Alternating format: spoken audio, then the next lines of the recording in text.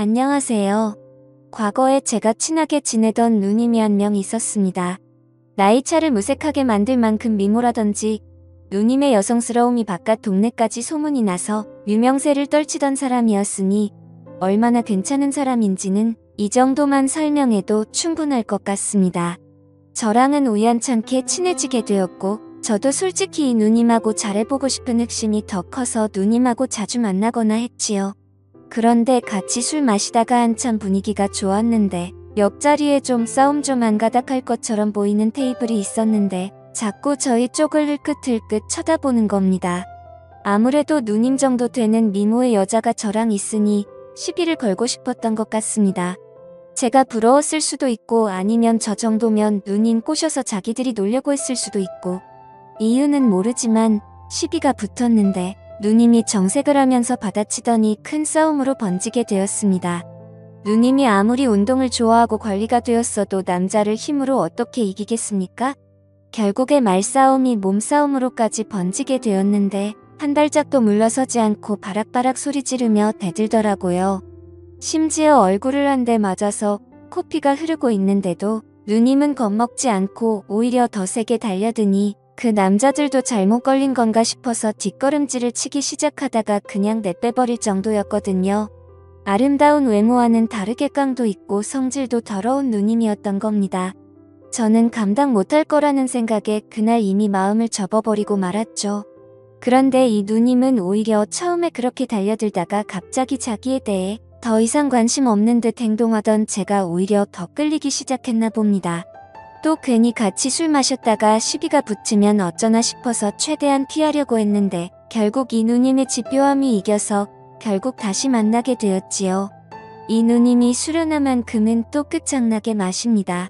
저도 어디 가서 주량 예약이 나오면 빼지 않는 사람인데 이 누님하고 마시면 날이 밝을 때까지 계속 마시는 게 기본이었습니다. 자존심 때문에 그런가 적당히 마셔서 기분 좋으면 좋은데 이 누님 성격상 상대방이 술을 뻗는 걸 못 보면 자기가 졌다고 생각하는 것 같더라고요.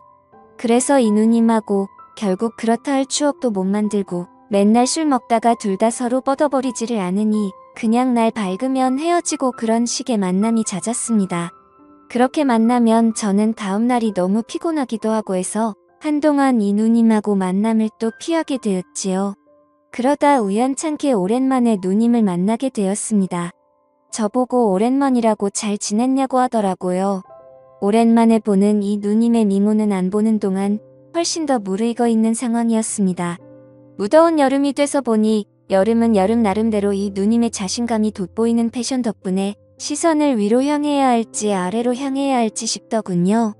또 만나자마자 술을 마시기 시작했는데 옛날 이야기하면서 한두 잔 나누다 보니 벌써 새벽 2시가 돼 어차피 이 누님은 술을 더 마셔봐야 취하지 않을 텐데 그게 무슨 의미가 있겠나 싶어서 그냥 제가 술 취한 척하고 일찍 들어가 봐야겠다는 식으로 나왔습니다. 그러면 적어도 제가 술이 안 깨서 피곤할 일은 없을 테니 말입니다.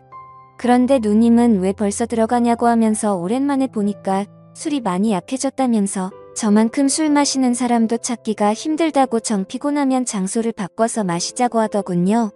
그러면서 누님이 혼자 사는 원룸에서 더 마시다가 정 힘들면 거기서 자고 가라고 하는 겁니다. 처음엔 더 마셔봤자 끝이 안 날 술자리일 텐데 무슨 의미인가 싶다가 생각해보니까 장소가 누님이 혼자 사는 원룸이라면 이야기가 다르지 않나 싶었지요. 그때부터 자꾸 누님이 입고 나온 민소매티나 짧은 반바지가 계속해서 제 시선에 걸리기 시작하는 겁니다. 그렇게 누님이 사는 집으로 향했죠. 집을 가보니 누님처럼 화려하게 해놓고 살 줄 알았는데 별로 꾸며놓지도 않았더라고요. 군데 치우기 귀찮아서 대충 물건을 쑤셔박아 놓은 곳이 있었지만 그렇다고 정리가 아예 안 되어 있는 건 아니었습니다. 거실 겸 주방에 두 사람이 마주 앉으면 꽉 차는 식탁에서 같이 술을 마시고 있었습니다. 그런데 누님 등 뒤로 누님의 방이 시야 안에 들어왔는데 사람 겨우 하나 누워서 잘 법한 침대가 보이더라고요. 그러다 은근슬쩍 누님을 떠보고 싶어서 곧바로 한마디 던졌습니다. 누님 침대가 작은데 두 사람이 저기 누울 수 있어요? 라고 말이지요. 그런데 누님이 의미심장한 미소를 지으면서 미쳤냐고 당연히 한 명이 바닥에서 자야 되는 거 아니냐고 하는데 내심 아쉬운 마음과 동시에 심장은 점점 더 두근거리기 시작했습니다. 누님은 덮고 자는 이불이 없어도 괜찮겠냐 묻더군요. 어차피 무더운 여름이라 그냥 자도 문제없을 것 같다 해서 그렇게 하겠다 했습니다. 그러더니 누님이 방에 들어가서는 침대 위에 덮고 자는 이불을 바닥에다가 깔더군요. 그러더니 누님이 저보고 너는 침대에서 자라고 그러는 겁니다. 누님한테 양보할 필요 없다고 어차피 나는 군대도 다녀와서 바닥에서 자는 게 익숙하다고 했죠. 그러니 누님이 자기도 바닥에서 딱딱하게 자는 게 더 좋다고 하는 겁니다. 요즘 안 그래도 허리가 아파서 자주 바닥에 내려와서 잔다고 하더라고요. 누님한테 허리가 아프면 더욱더 침대에서 자야지 했는데 침대가 방구할 때 집주인이 옵션으로 넣어준 거라서 엄청 싸구려 침대라더군요.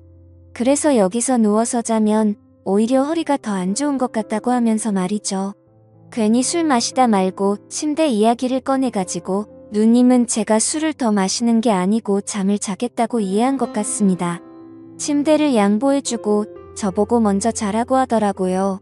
자기는 혼자서 좀 더 마셔야겠다고 하면서 말입니다. 일단 제가 뱉어놓은 말이 있으니 침대에 누웠는데 그 상황에서 잠이 오면 남자겠습니까? 온갖 생각에 정신이 혼미하더라고요. 머릿속으로 수십 가지 시나리오를 생각하면서 앞으로 일어날 상황에 대해 미리 상상만 펼치고 있는데 정말 1시간 정도는 상상만 했던 것 같습니다.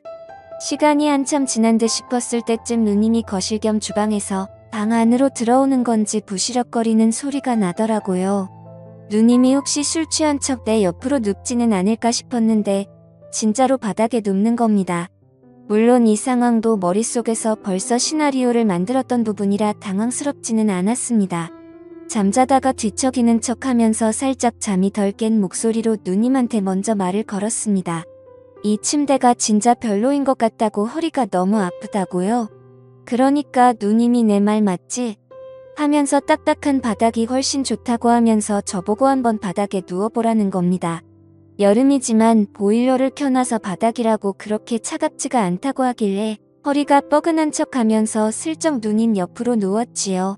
그런데 누님이 장난기가 발동했는지 제 쪽으로 몸을 빙글 돌리더라고요. 얼굴이 거의 코가 마주 닿을 정도로 가까이 와 있는데 그 순간 정말 숨이 멎어버리는 듯 했습니다. 이 누님을 이렇게 가까이서 본 적이 없었는데 정말 예쁘기는 예쁘더라고요. 그러더니 누님이 그럼 바닥에서 자라고 하더니 자리에서 일어나 침대로 가려고 하는 겁니다. 이 누님이 일부러 나랑 밀당을 하려는 건지 아니면 진짜 아무 생각이 없는데 나 혼자 오바하는 건지 싶더군요. 솔직히 그 상황에서 잠이 더 오겠습니까? 누님은 저를 별로 신경도 안 쓰는 듯 한 5분도 안 돼서 새근새근 숨소리만 들리는 게 그냥 잠에 든 것 같았습니다. 더는 안 되겠다 싶어서 에라 모르겠다 하고 자리에서 일어났습니다. 누님은 세상 모르고 자고 있는데 제가 옆에 누우면 딱 맞겠다 싶을 정도로 침대 한켠에 자리가 남아 있었습니다. 성질 더러운 누님과 솔직히 이 상황까지 올 거라고 생각해 본 적이 없었는데 제가 마음만 먹으면 닿을 자리에 세상 모르고 잠들어 있는 누님을 그냥 두고 볼 수가 없었습니다.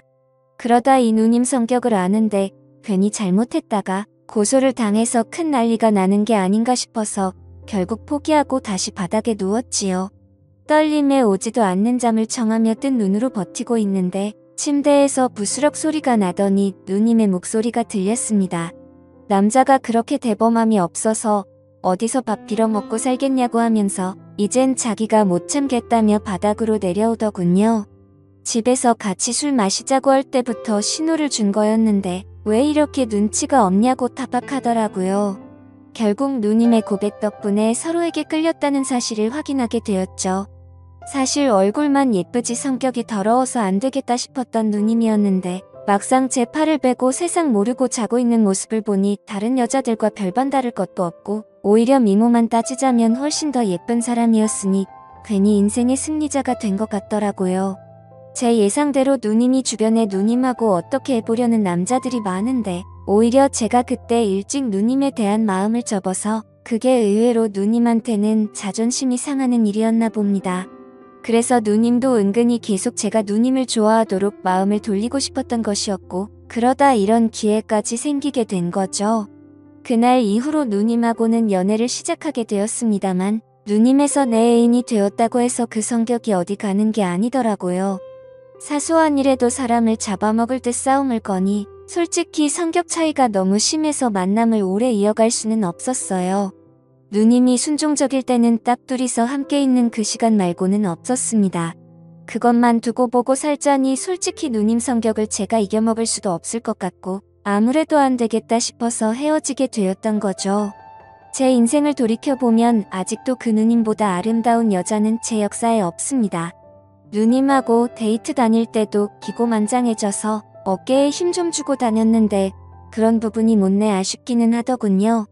그래도 그 누님도 이제 나이도 먹었고 시집도 진작에 갔을 텐데 그 성질 죽이면서 잘 지내고 있는지 아니면 결혼을 해서 남편도 저한테 했듯이 휘어잡고 살고 있을런지 그거 하나는 궁금하긴 하네요. 지금까지 제 사연을 들어주셔서 감사드립니다. 구독과 좋아요 부탁드려요. 감사합니다.